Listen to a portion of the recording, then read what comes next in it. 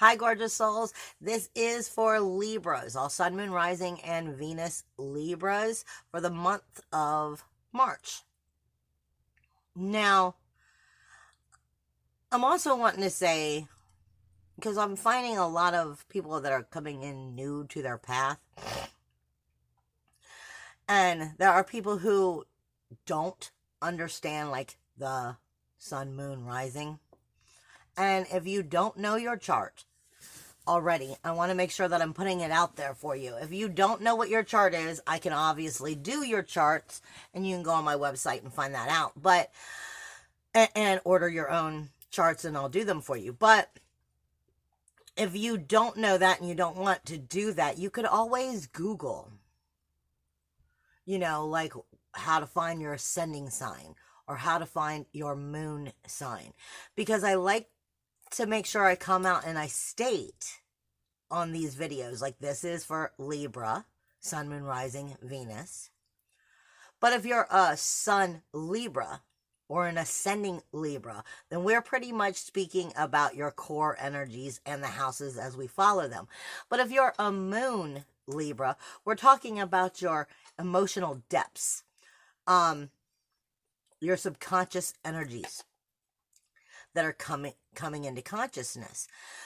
And then where that would fall within those houses from that moon aspect.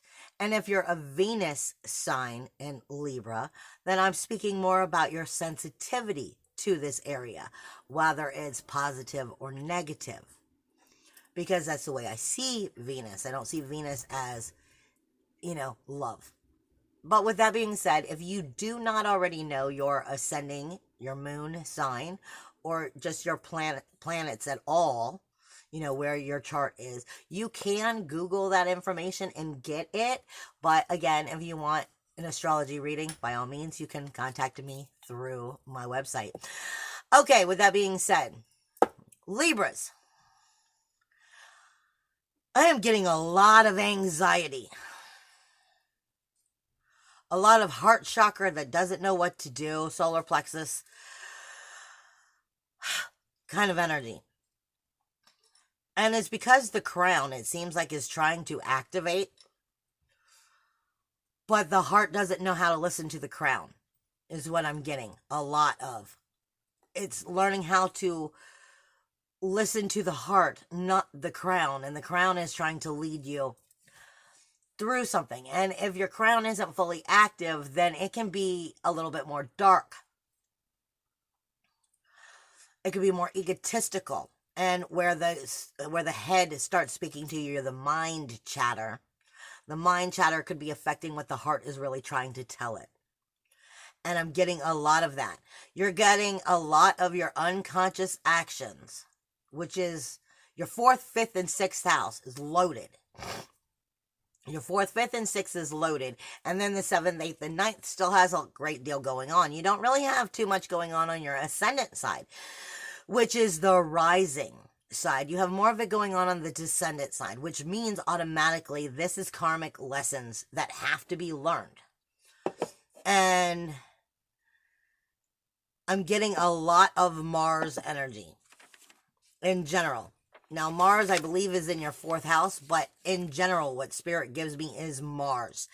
And this is the subconscious energies starting to take form into consciousness and the actions that need to be taken.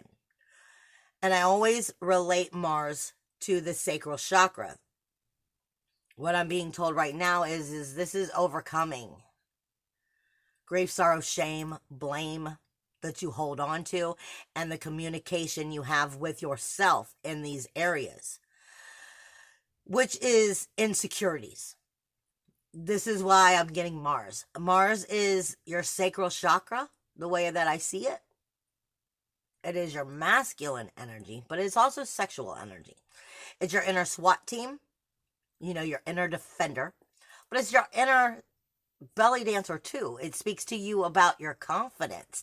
And do you have confidence? I'm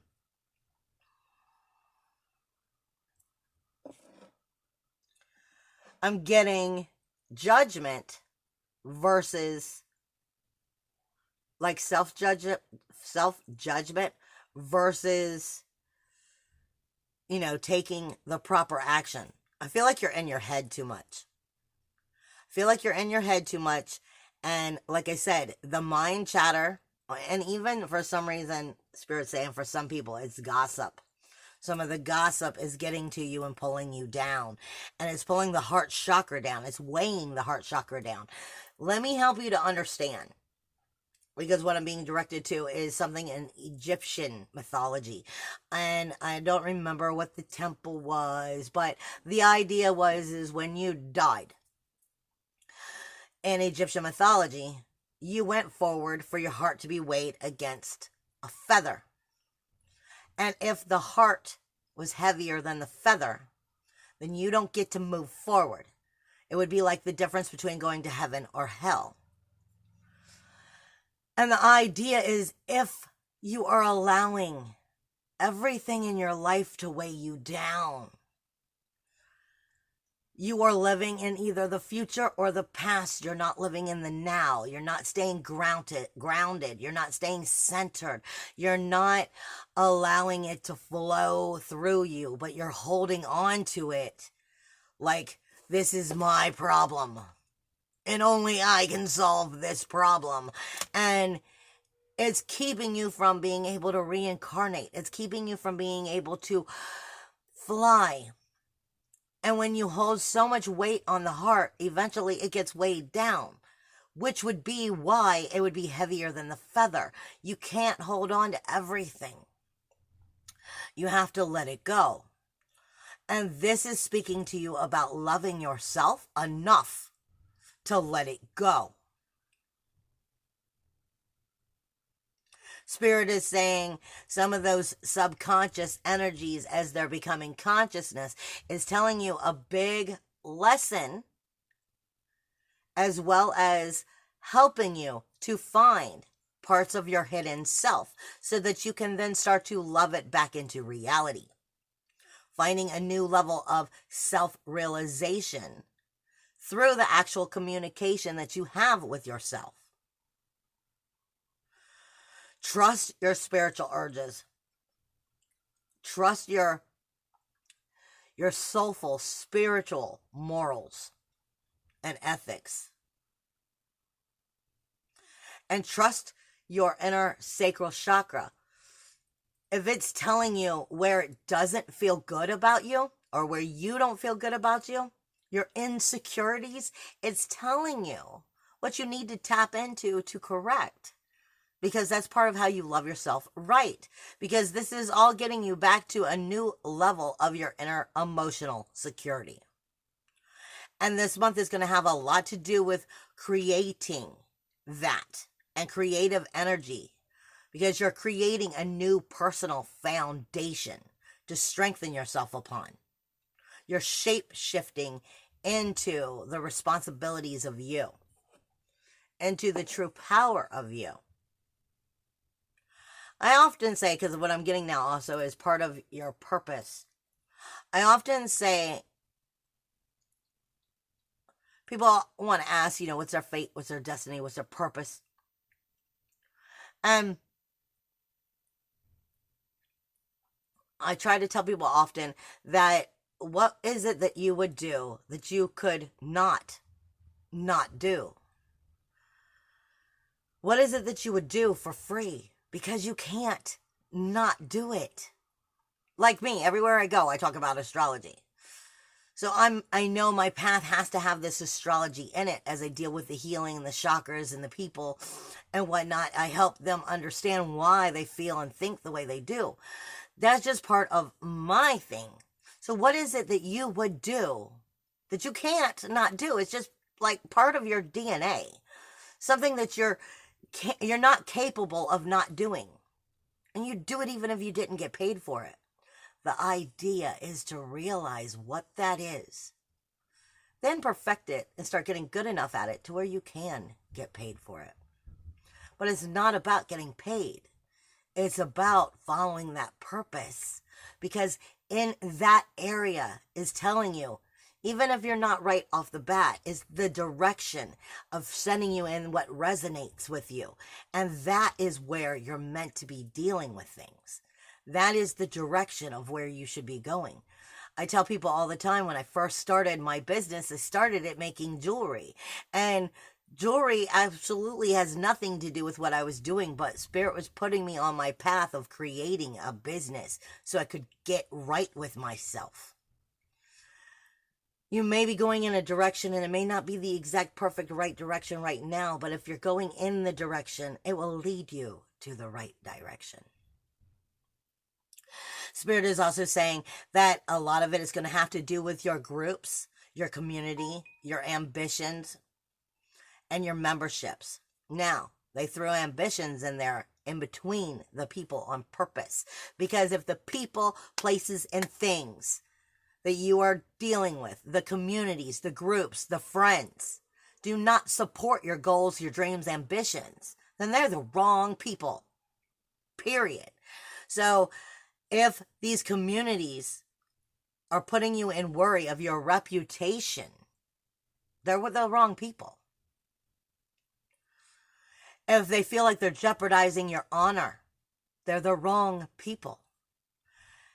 Your soul tribe should already be backing you up, supporting you, finding your goals, your dreams, ambitions. And if they're not, those groups, those memberships, those friends, they're the wrong ones for you. Is there anything else before I get into... Yeah, they're just saying you are shape-shifting right now. You are shape-shifting and you're going through the pain of the understanding of the shape-shifting to find the new roots of the new you.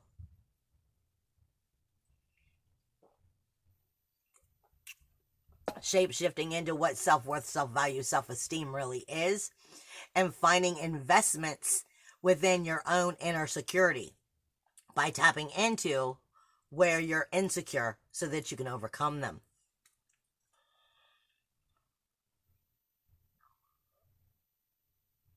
Overcoming your fears in them. I don't know if you could hear that noise, but a noise just came through, which was a rather scary noise. So that was overcoming your fears of your beliefs, as well as what maybe other people told you, because it was a noise. I literally heard it. So it may also be overcoming your fears of what people tell you that you are versus what you know you are. Anything else?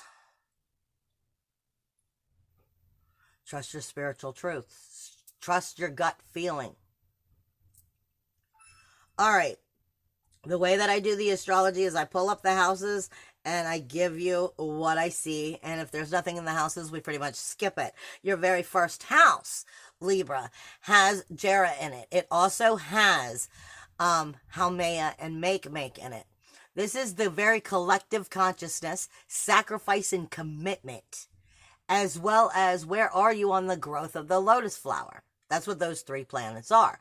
The growth of the lotus flower is, it's a beautiful spiritual flower that helps us with our consciousness. And the thing is, when we view it, it grows in a swamp. And so are you stuck in the swamp? You can't see the light. You're just stuck in the muddy, nasty darkness.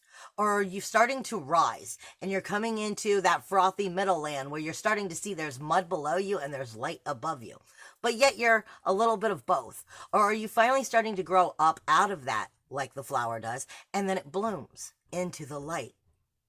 Where are you on the growth of the lotus flower? That's the question.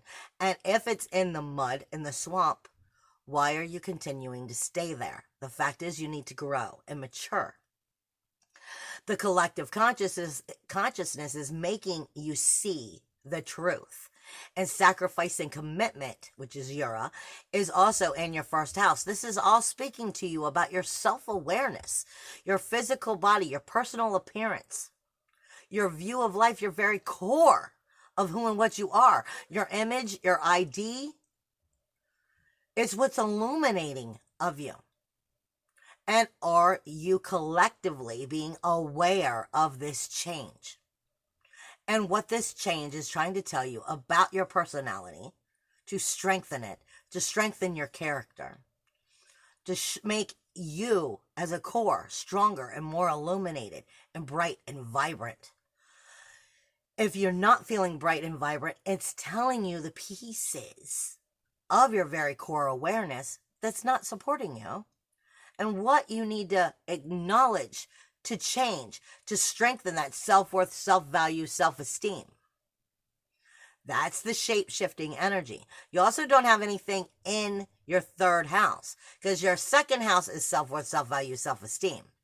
And I tell people all the time, when you're feeling good about your self-worth, your self-value, your self-esteem, when you're feeling good in that sacral chakra energy of yourself, it also brings more money to you because you're out there creating from a level of feeling good about yourself. So because that second house is your money house. So when the core is feeling, I don't want to say dominant, but feeling illuminated, sparkly, shining, vibrant, feeling good about itself, then you can't help but to, by the law of attraction, bring more good to you, which also means you're bringing more possessions and money of things that are positive, not negative. Because when you're feeling lower about yourself, you're bringing from the law of attraction lower energies to you. And this is part of that shape-shifting energy. Mercury is in retrograde up until the 9th, when we have the full moon in Virgo.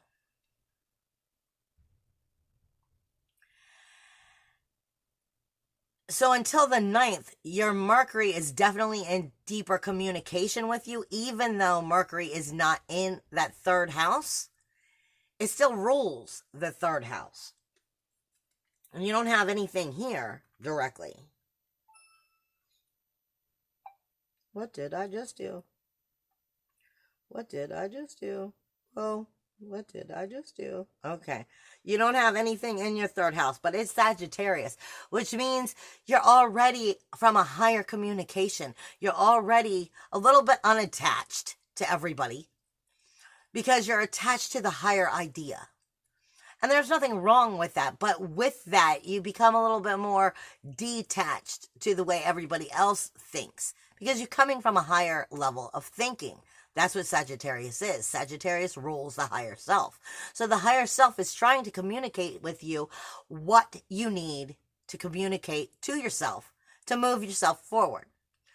Then after the 9th, for approximately 2 weeks, it will be in shadow, which means that higher self and its communication to you will still be picking apart a little bit of those darker energies of what you are or are not communicating to yourself, because it's trying to help you shape shift the communication that you have with yourself.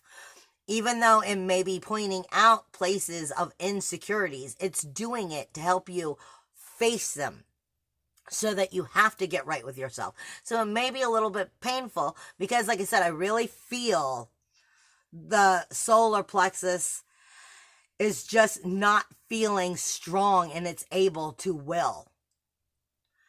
And I feel like this is because you're learning what you're lacking. You're not lacking anything, but the thought that you could be lacking it is very highly possible.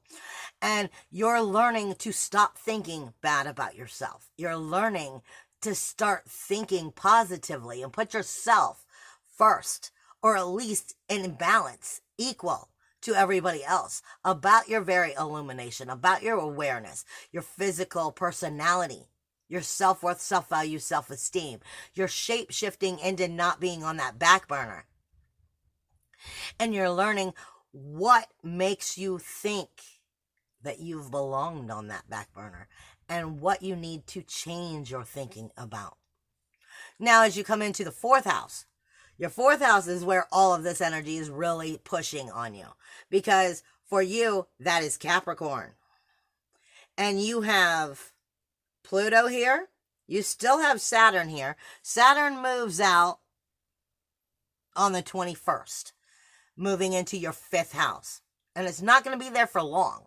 It's going to be there for a couple months and it's going to retrograde and come backwards. But, which will go into your creativity house. But for right now, we're talking about it still being in your 4th house.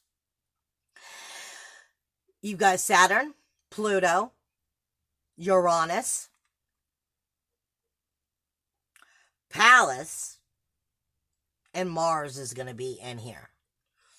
This is that passion, action, aggression, your inner fire for your inner emotional security coming into just a flaming ball. Strengthening your personal foundations, strengthening your soul roots, strengthening the reincarnation of yourself from learning through the karmic lessons of where you thought you were lacking. Or where you put yourself on the back burner and didn't think you were that worthy. You're learning that you're just as damn worthy. This is the inner child reclaiming your life. This is the inner child reclaiming, let's reset this foundation. Let's strengthen it from a soulful magic of believing in ourselves. Inner emotional security is where you find the real self. And where has the real self felt like it was lacking that? You're coming into these energies. Saturn is setting new rules, walls, and boundaries, and it's at its last leg before it moves out. It's moving out of Saturn on the 21st. So it's going, seriously, this is the shit you need to hear in order to get this inner emotional security. Rules, walls, boundaries. Pluto is spirit. Pluto is going, so where has your spirit not shined? Where is it not shining? Where are you not glittering? Where are you not illuminating? And trusting in your own intellect, your own soulful truth, your own inner emotional security. Where are you having problems with this? Because it's making you see it and forcing those rules, walls, and boundaries to come out and shift so that you have to get right with self.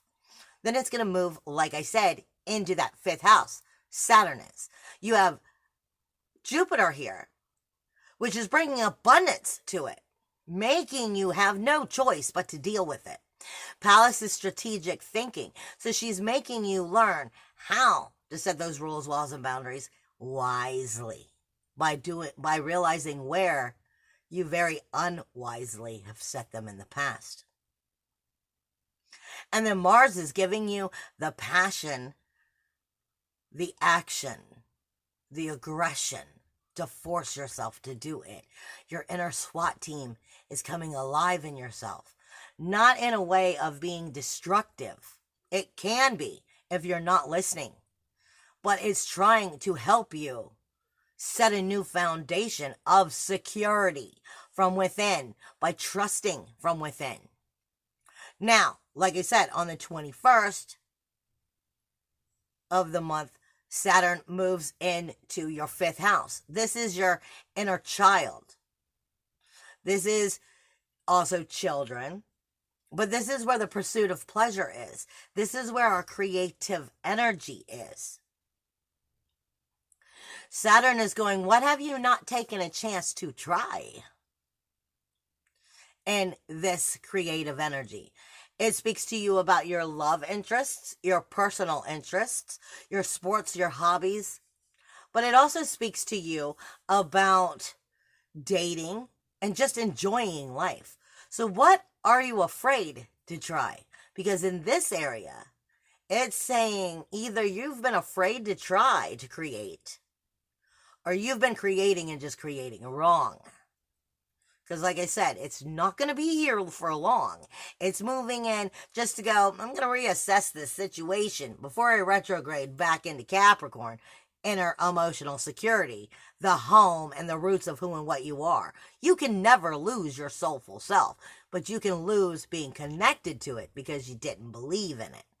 This is about getting right with believing in yourself, believing in your intuition, believing in your gut feeling, trusting the roots and intellect of who and what you are soulfully, and then being able to stand secure within that energy and go, no, this is me. Take it or leave it. I'm comfortable with who I am because I like who I am.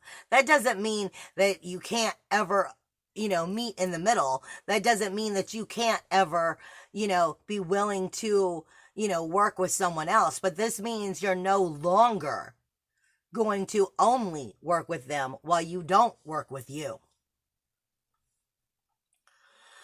Like I said, Aquarius is going to have, it's your 5th house, your pursuit of pleasure, your personal interests. If you don't have time for you to have fun, for you to enjoy life, then how is your inner emotional security ever going to strengthen? You have to strengthen the illumination, the shine, the core, the beauty of you by believing that you are worthy of it. So if you don't take the time to enjoy the things you want to enjoy because you're enjoying what everybody else wants you to enjoy, you're doing what they want, you're creating for them. This is about creating for you so that you could stand in that power strong, finding out what it is you like, what your personal interests are, and taking time for them and for yourself. This is about allowing that uniqueness, that creative expression, your own inventive self to come forward, because this is also a very independent energy. And Saturn is going, we're going to set the proper rules, walls, and boundaries so that you can start figuring out how to figure this out. As well as, well, where are there none? Maybe there need to be some. Where also have you not given yourself the chance? It's shifting these things so that you can start to assess it. You're not going to assess it all the way right now because, like I said, it's going to stay here for a little bit of time. Then it's going to retrograde back. This is an assessment moment of going, what is it about my inner enjoyment of life? This speaks to you about what you enjoy. If you don't have time to enjoy the things you want to enjoy, is asking you, if you don't have time to enjoy those things, how are you going to ever get right with your inner emotional security, your self-worth, self-value, self-esteem, getting past your insecurities? This is about taking the time to create for you, enjoy for you, invest in you. And they're going to be showing you where the investments are off. Because, like I said, it's not going to be here long. It's got to retrograde back to Capricorn. So it's helping you see what you need to start taking notes on to correct so that you're getting on the right path of strengthening that inner emotional security, getting over those insecurities, your self-worth, self-value, self-esteem. Is there anything else going on here in that 5th house? You also have Ceres here. Ceres is asking you, what are you nurturing within this energy and what are you neglecting? Ceres is also speaking to you of too close to home and the threefold theory. If you neglect you, now, especially with Ceres being here, if you neglect you now, don't expect to start getting it together to where you stop neglecting you. Because Ceres is trying to give you a good kick under the belt of going, either you've been nurturing yourself really good and good applause, or this is where you have been neglecting your fun, your enjoyment, your inner child being able to play, which strengthens everything about you. And we're coming in too close to home to really make you feel it in that gut. That is that anxiety that I'm feeling. This is saying, you've got to get right with who and what you are. Not the friends, not the relationships. You. This is about finding balance for you, harmony for you, justice for you. Ceres is threefold. She's karma. She's also nurturing or neglecting energies. Talking to Saturn in Aquarius, ruled by Uranus. This is all about inventing you again to truly enjoy you again. With that being said, let me see. Because I'm at 29 minutes. So we're going to come back for the 6th house for part 2 from the 6th house through the 12th. So please come back and see part 2. Love you guys. Bye.